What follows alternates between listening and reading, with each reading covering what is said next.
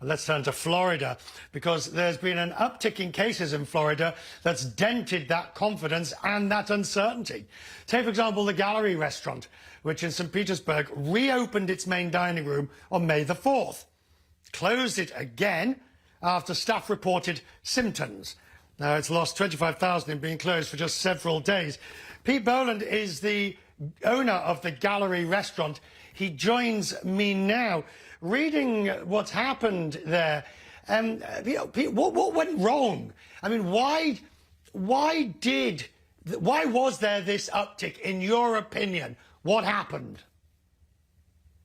Well, thanks for having me. I'm not sure exactly what or where anything went wrong, but some of it is just that being in the hospitality business and downtown St. Pete is a very popular bar and restaurant district, and we're kind of one of the funnest places in the U.S. to come visit to that was open. So we've had a lot of tourists that are still coming down here to Florida to kind of get away from the lockdown, and people kind of were very confident in going out for a good while. For most of May, you didn't have any problems. If you'd asked anybody here on the streets, nobody really knew anybody that had contracted the virus or was really suffering from symptoms. So maybe it was just a little bit of overconfidence and kind of like our just kind of passionate desire to go out and be amongst each other. It's we can't stay locked down forever.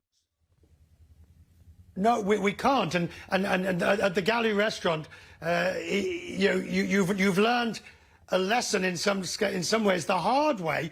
What would your advice, bearing in mind you're talking now to the rest of the world, where people are facing exactly the issue of reopening that you faced, what would your suggestions and advice be? That we have to be very fluid. You have to be agile and be able to adapt.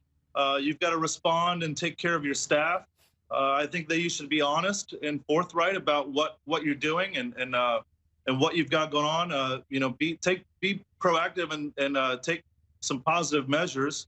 But we had a lot of people that are really happy that we were open and inviting people in and having live music all the time and offering a little sense of normalcy. I don't know that we're ever going to be able to completely escape or keep ourselves safe forever from the virus. I mean, you even hear experts like Anthony Fauci say, even if there is a vaccine, it may not last much more than 6 months. So we're just going out getting everybody tested and trying to create some confidence amongst our staff to work and serve in the public, and for our guests to come in and enjoy our dining rooms.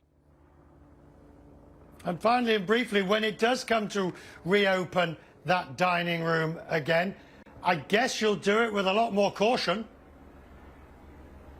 Yeah, we were pretty cautious on the front end, and just that, hospitality especially is just such a tight-knit community where people are romantically involved with other bars and restaurants, and people work a lot of part-time. It just, we were using an abundance of precaution and trying to follow every guideline to the best of our abilities.